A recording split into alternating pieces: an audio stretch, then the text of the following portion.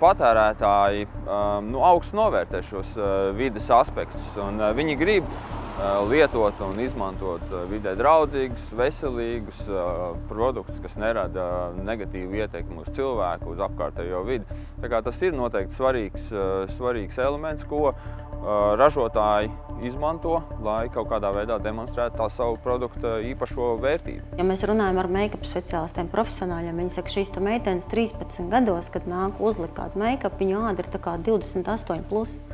Un tas, manuprāt, ir tieši šis rezultāts, ka lieto nesaprotot ko iesaka influenceris. Ļoti bieži arī zinātnieki jau šobrīd runā par tā saucamo kokteļu efektu, jo kosmētika jau nav vienīgais, ko mēs patērējam. Mums mājās ir sadzīves ķīmija, mums ir arī apģērbs, mums ir remonta preces, un tad no visas tās apkārtējās vidas pa mazai kriptiņai mūsos kā tāds sūklītis sasūcās šīs vielas.